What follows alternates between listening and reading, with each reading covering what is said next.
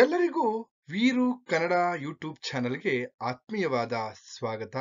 ಇವತ್ತಿನ ತರಗತಿಯಲ್ಲಿ ನಾನು 2ನೇ ಸೆಮಿಸ್ಟರ್ BCA ವಿದ್ಯಾರ್ಥಿಗಳಿಗಾಗಿ ಎಂಟನದ ಹಸಿವು ಗೆದ್ದವಳು ಅನ್ನುವಂತಹ ಕಥಾಭಾಗದ ಬಗ್ಗೆ ಚರ್ಚೆಯನ್ನ ಮಾಡ್ತಾ ಇದ್ದೀನಿ. ಮೀನಾಕ್ಷಿ ಬಾಳಿಯವರು ಬರೆದಿರ್ತಕ್ಕಂತಹ ಎಂಟನದ ಹಸಿವು ಗೆದ್ದವಳು ಅನ್ನುವಂತಹ ಕಥಾಭಾಗದ ಬಗ್ಗೆ ಚರ್ಚೆಯನ್ನ ಮಾಡ್ತಾ ಇದ್ದೀನಿ. ಹಾಗೇನೆ ಇನ್ನೂ ಕೂಡ ನನ್ನ ಚಾನೆಲ್ ಅನ್ನ ಸಬ್ಸ್ಕ್ರೈಬ್ ಮಾಡ್ಕೊಂಡಿಲ್ಲ ಅಂತಂದ್ರೆ ಸಬ್ಸ್ಕ್ರೈಬ್ ಮಾಡ್ಕೊಳ್ಳಿ ಅಂತ ಹೇಳ್ತಾ, ಹಾಗೇನೆ ಈ ಒಂದು ವಿಡಿಯೋವನ್ನ ಅಥವಾ ಈ ಒಂದು ತರಗತಿಯ ವಿಚಾರವನ್ನ ನಿಮ್ಮ ಸ್ನೇಹಿತರಿಗೂ ಕೂಡ ತಿಳಿಸಿ ಶೇರ್ ಮಾಡಿ ಅಂತ ಹೇಳ್ತಾ, ಈಗ ಕಥೆಯ ಆಶಯದ ಬಗ್ಗೆ ನಾವು ಚರ್ಚೆಯನ್ನ ಮಾಡೋಣ. ನೋಡಿ, ಮದುವೆಯಾದ ತಕ್ಷಣ ವಿಧವೆಯಾಗುವ ಹೆಣ್ಣುಗಳ ಜೀವನವು ನರಕ ಸದೃಶವಾಗಿರುತ್ತದೆ ಅನ್ನೋದನ್ನ ಲೇಖಕಿ ಹೇಳ್ತಾ ಇದ್ದಾರೆ. ನೋಡಿ, ಮದುವೆಯಾಗಿ ತಕ್ಷಣ ಗಂಡನನ್ನ ಕಳ್ಕೊಂಡು ವಿಧವೆಯಾದಂತಹ ಹೆಣ್ಣಿನ ಬದುಕಿದೆಯಲ್ಲ, ಆ ಬದುಕು ಎಷ್ಟು ನರಕ ಸದೃಶವಾಗಿರುತ್ತದೆ ಅಂತಕ್ಕಂಥದ್ದನ್ನ ಈ ಕಥಾಭಾಗದಲ್ಲಿ ಗಮನಿಸ್ತಾ ಹೋಗ್ಬೋದು. ಹಾಗೇನೆ ಇತ್ತ ಗಂಡನ ಮನೆಯಲ್ಲಿಯೂ ಇರುವಂತಿಲ್ಲ, ಅತ್ತ ತಂದೆ ತಾಯಿಯ ಮನೆಯಲ್ಲಿಯೂ ಕೂಡ ಇರುವಂತಿಲ್ಲ. ಒಂದ್ ರೀತಿ ತ್ರಿಶಂಕು ಸ್ಥಿತಿಯಲ್ಲಿ ಬದುಕ್ತಾ ಇರ್ತಕ್ಕಂತಹ ಆ ಹೆಣ್ಣಿನ ಚಿತ್ರಣವನ್ನ ನಾವಿಲ್ಲಿ ಗಮನಿಸ್ತಾ ಹೋಗ್ಬೋದು. ಹಾಗೇನೆ ಕೊಟ್ಟ ಹೆಣ್ಣು ಕುಲಕ್ಕೆ ಹೊರಗು ಎಂಬಂತೆ ಬೀದಿ ಪಾಲು ಮಾಡಿಬಿಡುತ್ತಾರೆ. ಹೀಗೆ ಅದೇ ರೀತಿ ಇಲ್ಲಿ ರಾಚವ್ವ ಅನ್ನುವಂತಹ ಪಾತ್ರದ ಬದುಕಿದೆಯಲ್ಲ, ಆ ಬದುಕನ್ನ ಅಥವಾ ಹೆಣ್ಣಿನ ಬದುಕು ಹೇಗೆ ಇರುತ್ತೆ ಅನ್ನೋದನ್ನ ನಾವು ಗಮನಿಸ್ತಾ ಹೋಗ್ಬೋದು ಈ ಒಂದು ಕಥಾಭಾಗದಲ್ಲಿ.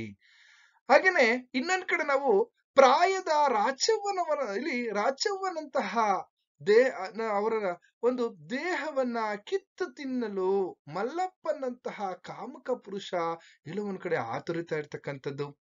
ನೋಡಿ, ರಾಚವ್ವನಂತಹವರ ದೇಹವನ್ನ ಕಿತ್ತು ತಿನ್ನೋದಕ್ಕೆ ಕಾಮುಕ ಪುರುಷ ಎಂದು ಕರೆಸಿಕೊಳ್ತಕ್ಕಂತಹ ಈ ಕಥೆಯ ಮತ್ತೊಂದು ಪಾತ್ರ ಅಲ್ಲಿ ಎಲ್ಲೊಂದ್ ಕಡೆ ಆತುರಿತಾ ಇರ್ತಕ್ಕಂಥದ್ದು. ಕಾಮಕ್ಕೆ ಅನಿವಾರ್ಯವಾಗಿ ಬಲಿಪಶುವಾಗಬೇಕಾದಂತಹ ಒಂದು ಪರಿಸ್ಥಿತಿ ರಾಚವ್ವನಿಗೆ ಎದುರಾಗ್ತಕ್ಕಂಥದ್ದು. ಹಾಗೇನೆ ರಾಚವ್ವನಿಗೆ ಸಮಾಜ ನಿಂದಿಸ್ತಕ್ಕಂಥದ್ದು.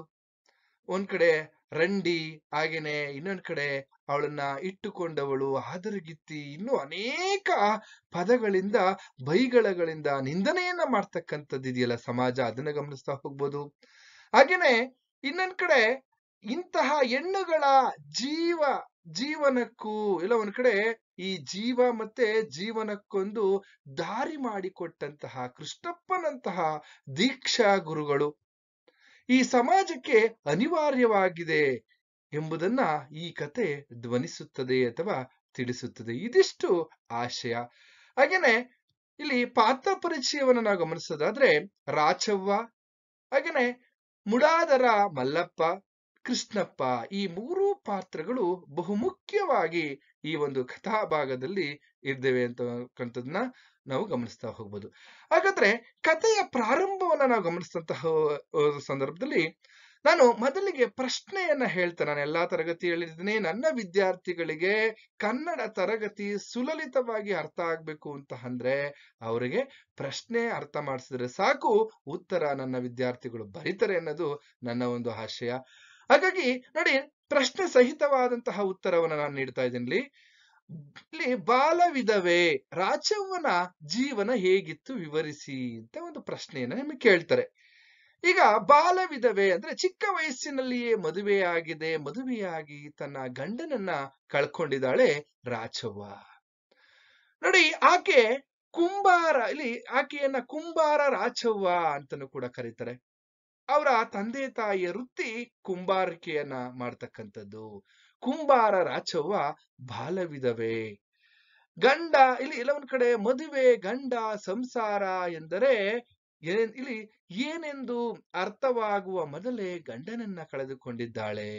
ವಿಧವೆ ಎಂಬ ಹಣೆಪಟ್ಟಿಯನ್ನ ಇಲ್ಲಿ ಹಚ್ಚಿಕೊಂಡಿದ್ದಾಳೆ ಅಥವಾ ಕಟ್ಟಿಕೊಂಡಿದ್ದಾಳೆ. ಅಷ್ಟಕ್ಕೂ ತವರು ಮನೆಯಲ್ಲಿ ಕಿತ್ತು ತಿನ್ನುವಂತಹ ಬಡತನ. ನೋಡಿ, ರಾಚವ್ವನ ಮನೆಯ ಸ್ಥಿತಿ ಇದೆಯಲ್ಲ, ಅವಳ ತವರು ಮನೆಯಲ್ಲಿ ಕಿತ್ತು ತಿನ್ನುವಂತಹ ಬಡತನ ಇದೆ. ನೋಡಿ, ಎಲ್ಲೋ ಒಂದ್ ಕಡೆ ಗಂಡ, ಸಂಸಾರ ಅನ್ನುವಂತಹ ಅರ್ಥವಾಗುವಂತಹ ಹೊತ್ತಿಗೆ ತನ್ನ ಗಂಡನನ್ನ ಕಳ್ಕೊಂಡಿರ್ತಕ್ಕಂತಹ ಬಾಲ ವಿಧವೆ ರಾಚವ್ವ. ಹಾಗನೆ ಕುಂಬಾರಿಕೆ ವೃತ್ತಿ ಮಾಡುವ ಅಪ್ಪ ಅಮ್ಮಂದಿರಿಗೆ ಸಂಸಾರವೆಂಬುದು ಇಲ್ಲ ಒಂದ್ ಕಡೆ ಇಲ್ಲಿ ಈ ನೆಗವಾಗಲಾದಂತಹ ಒಂದು ಹೊರೆ ಅಂದ್ರೆ ನುಂಗಲಾರದಂತಹ ಒಂದು ತುತ್ತಿನ ಹಾಗೆ ಅಥವಾ ಹೊರಲಾರದಂತಹ ಒಂದು ಹೊರೆ. ಯಾಕೆಂದ್ರೆ ಕಿತ್ತು ತಿನ್ನುವಂತಹ ಬಡತನ. ಏಳಿ ಕೇಳಿ ಬಂಜರು ಭೂಮಿಯುಳ್ಳಂತಹ ಈ ಕಗ್ಗಳ್ಳಿಯಲ್ಲಿ ಜೀವನ. ಅವರು ಆ ಕಗ್ಗಳ್ಳಿಯಲ್ಲಿ ಜೀವನ ಅಂತಕ್ಕಂಥದ್ದು.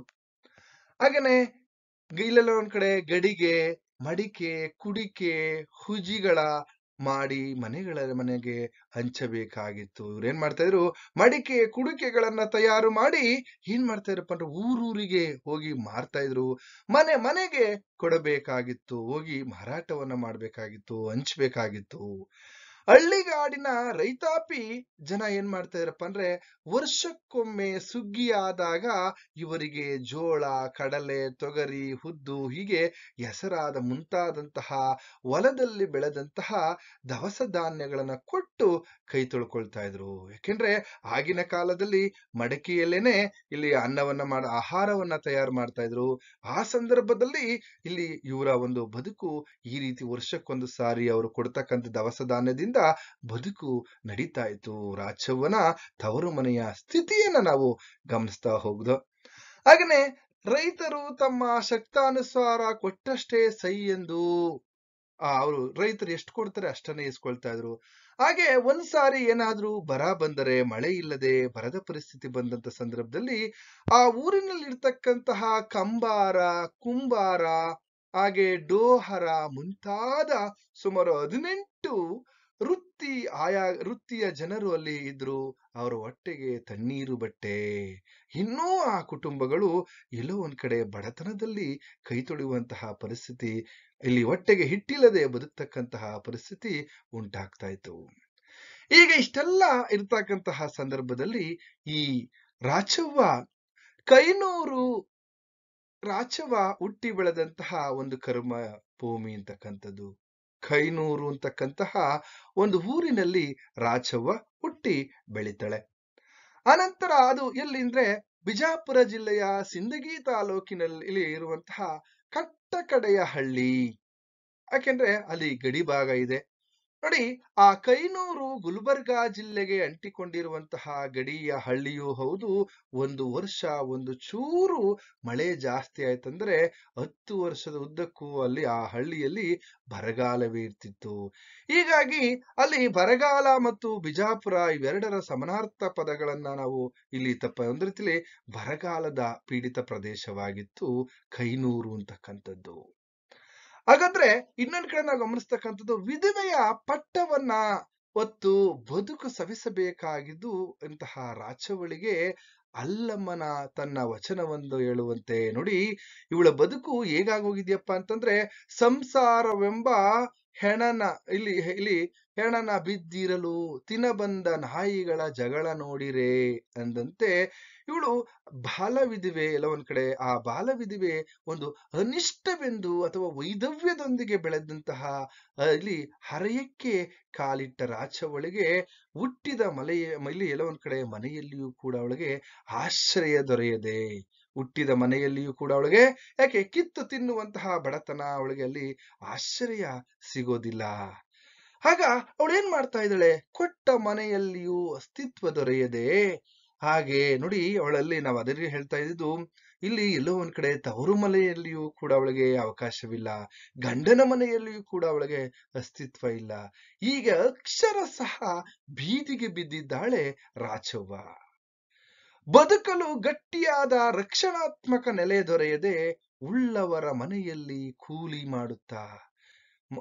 ಮಾಡುತ್ತಾ ಕಾಲವನ್ನ ನೂಗ್ತಾ ಇದ್ದಾಳೆ, ಬದುಕನ್ನ ನಡೆಸ್ತಾ ಇದ್ದಾಳೆ ರಾಚವ್ವ. ಕಿತ್ತು ತಿನ್ನುವ ಬಡತನ, ಹುಕ್ಕಿ ಹರಿಯುವ ಯೌವನ. ನೋಡಿ, ಕಿತ್ತು ತಿನ್ನುವ ಬಡತನ, ಹುಕ್ಕಿ ಎಲ್ಲ ಒಂದ್ ಕಡೆ ಹರಿಯುವಂತಹ ಯೌವನ, ಇವೆರಡರ ನಡುವೆ ಹಣ್ಣಾದ ಜೀವಕ್ಕೆ ಆ ಊರಿನ ಜಮೀನ್ದಾರನಾಗಿದ್ದಂತಹ ಈ ಮುಡದಾರ ಮಲ್ಲಪ್ಪ ಎಂಬುವನ ಸಹವಾಸ ಒದಗಿ ಬಂದದ್ದೇ ಸಹಜವೇ ಆಗಿತ್ತು ನೋಡಿ ಒಂದ್ ಕಡೆ ಇಲ್ಲಿ ಕಿತ್ತು ತಿನ್ನುವಂತಹ ಬಡತನ, ಅವಳು ಈಗ ತಾನೇ ಹರೆಯಕ್ಕೆ ಕಾಲಿಟ್ಟಿರ್ತಕ್ಕಂಥ ರಾಚವ್ವ, ಆ ಯೌವನ ಎಲ್ಲೋ ಒಂದ್ ಕಡೆ ತುಂಬಿ ತುಳುಕ್ತಾ ಇರ್ತಕ್ಕಂತಹ ಹರೆಯ, ಹಾಗೆ ಇಲ್ಲಿ ಎಲ್ಲೋ ಒಂದ್ ಕಡೆ ಮಲ್ಲಪ್ಪನ ಸಹವಾಸ. ಅಲ್ಲಿ ಇನ್ನೊಂದು ವಿಚಾರವನ್ನ ನಾವು ಗಮನಿಸ್ತಾ ಹೋಗ್ಬೋದು. ಯಾಕೆಂದ್ರೆ ಮಲ್ಲಪ್ಪ ಯಾರು? ಅವನು ಹೇಗಿದ್ದ?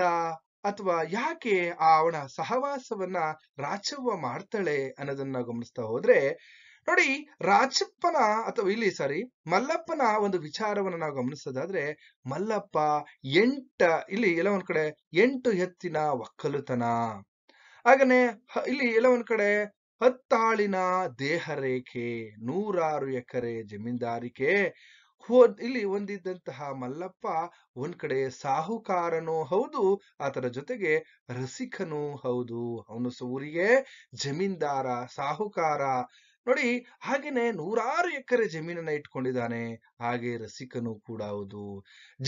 ಇಲ್ಲಿ ಜಬರ್ದಸ್ತಿನಿಂದ ಕಟ್ಟುಮಸ್ತಾದಂತಹ ಆಳು. ಹಾಗೆ ಇಂಥವರಿಗೆ ಇಲ್ಲ ಒಂದ್ ಕಡೆ ಇಂತಹವನ ಪದರಿಗೆ ಬಿದ್ದು ಇಲ್ಲಿ ಬಿದ್ದಂತಹ ನಿರ್ಗತಿಕ ಹೆಣ್ಣು ಮಕ್ಕಳು ಅದೆಷ್ಟೋ. ಇವನ ಸಹವಾಸಕ್ಕೆ ಬಿದ್ದಂತಹ ಹೆಣ್ಣು ಮಕ್ಕಳಿಗೆ ಲೆಕ್ಕವಿಲ್ಲದಷ್ಟು. ಹಾಗೆ ಇಲ್ಲೆಲ್ಲ ಒಂದ್ ಕಡೆ ನವಾಬಿನ ಶೈಲಿನಲ್ಲಿ ಖಾನ್ದಾನಿನ ಮನೆತನ, ನವಾಬಿ ಶೈಲಿಯ ಖಾನ್ದಾನಿ ಮನೆತನ ಯಾವ್ದಪ್ಪ ಅಂತಂದ್ರೆ ಮಲ್ಲಪ್ಪನದು. ಏಕೆಂದ್ರೆ ಇಲ್ಲಿ ಇನ್ನೊಂದ್ ಕಡೆ ಈ ಮನೆತನದಲ್ಲಿ ಗಂಡಸರಿಗೆ ಹೆಂಗಸರನ್ನ ಅನುಭವಿಸುವುದೆಂದರೆ ಅದೊಂದು ಪೌರುಷದ ಒಂದು ದೊಡ್ಡಸ್ತಿಕೆಯ ಸಂಕೇತವಾಗಿತ್ತು.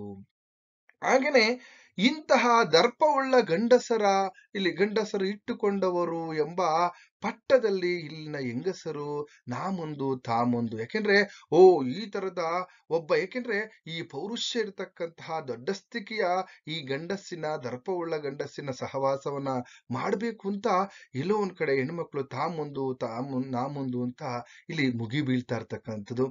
ಅದೇ ರೀತಿಯಂತೆ ಇಲ್ಲಿ ರಾಚವಳು ತಾನು ಮುಡಾರದ ಮಲ್ಲಪ್ಪನ ಪ್ರೇಯಸಿ ಎನಿಸಿಕೊಳ್ಳಲು ಎಲ್ಲಿಲ್ಲದ ಹೆಮ್ಮೆ ಎನಿಸುತ್ತಿರಲು ಸಾಕು.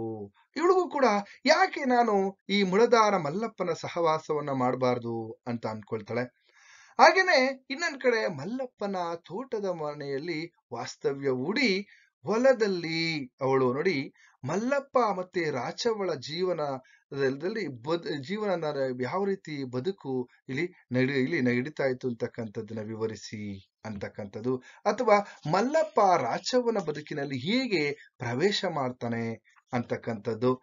ನೋಡಿ ಇವಳು ಏನ್ ಮಾಡ್ತಾ ಇದ್ದಾಳೆ, ಮಲ್ಲಪ್ಪನ ಹೊಲದಲ್ಲಿಯೇ ಕೆಲಸವನ್ನ ಮಾಡ್ತಾ ಹಗಲಿನಲ್ಲಿ ಕೂಲಿ ಮಾಡುತ್ತಾ ಹದ್ದಿನ ಕಣ್ಣಿನ ಹದ್ದುಬಸ್ತಿನಲ್ಲಿ ಹೊಲ ಕಾಯುತ್ತಾ ಸಂಜೆಯೊಡನೆ ಅವನ ರಸಿಕ ತೋಳುಗಳಿಗೆ ಹಿಂಬಾಗುತ್ತಾ ಅಂತೂ ಖಾಲಿಯಾದ ಬದುಕಿಗೆ ಎಂಥದೋ ಬಣ್ಣ ಬಳಿದು ತುಂಬಿಕೊಳ್ಳುವುದತೊಡಗಿದಳು ರಾಚವ್ವ. ನೋಡಿ ಅವಳು ಹೇಗೆ ನಿಧಾನಕ್ಕೆ ಆ ಹೊಲದಲ್ಲಿ ಏನಪ್ಪಾ ಅಂತಂದ್ರೆ ರಾಚವ್ವ ಮಲ್ಲಪ್ಪನ ಈ ಹೊಲದಲ್ಲಿ ಕೆಲಸವನ್ನ ಮಾಡ್ತಾ ಬೆಳಗಿನಿಂದ ಸಂಜೆಯ ತನಕ, ರಾತ್ರಿಯಾದ ಮೇಲೆ ಅವನ ರಸಿಕ ತೋಳುಗಳಲ್ಲಿ ಅವಳು ಎಲ್ಲೋ ಒಂದ್ ಕಡೆ ಇಂಬವಾಗುತ್ತಾ ಆ ಖಾಲಿಯಾದಂತಹ ಬದುಕಿಗೆ ಅದೆಂಥದೋ ಬಣ್ಣವನ್ನ ತುಂಬಿಕೊಳ್ತಾ ಇರತಕ್ಕಂತಹ ಒಂದು ಸನ್ನಿವೇಶವನ್ನ ನಾವಿಲ್ಲಿ ಗಮನಿಸ್ತಾ ಹೋಗ್ಬೋದು. ನೋಡಿ ಇದಿಷ್ಟು ಭಾಗ 1ರ ವಿಚಾರ. ಭಾಗ 2ರ ವಿಚಾರದಲ್ಲಿ ರಾಚವ್ವ ಮತ್ತೆ ಮಲ್ಲಪ್ಪನ ಇಲ್ಲಿ ಬದುಕು ಯಾವ ರೀತಿ ನಡೀತಾ ಇತ್ತು, ಅಥವಾ ಇಲ್ಲಿ ರಾಚವ್ವ ಹೇಗೆ ತನ್ನ ತಪ್ಪಿನ ಅರಿವಾಗಿ ಹೇಗೆ ಬದಲಾವಣೆಯನ್ನ ಇಲ್ಲಿ ಬಯಸ್ತಾಳೆ ಅಂತಕ್ಕಂಥದ್ದು, ಅಥವಾ ಇಲ್ಲಿ ಯಾರು ಅವಳಿಗೆ ದೀಕ್ಷೆಯನ್ನ ಕೊಟ್ಟು ಅವಳ ಬದುಕನ್ನ ಸುಧಾರಿಸ್ತಾರೆ ಅಂತಕ್ಕಂಥದ್ದನ್ನ ನಾವು, ಅಥವಾ ಅವಳ ಬದುಕನ್ನ ಸಮಾಜಮುಖಿಯನ್ನಾಗಿ ಮಾಡ್ತಾರೆ ಅನ್ನೋದನ್ನ ನಾವು ಮುಂದಿನ ತರಗತಿಯಲ್ಲಿ ನೋಡೋಣ. ಎಲ್ಲರಿಗೂ ಕೂಡ ಶುಭವಾಗ್ಲಿ ಅಂತ ಹೇಳ್ತಾ ಇಲ್ಲಿಗೆ ಈ ತರಗತಿಯನ್ನ ಮುಗಿಸ್ತಾ ಇದ್ದೇನೆ.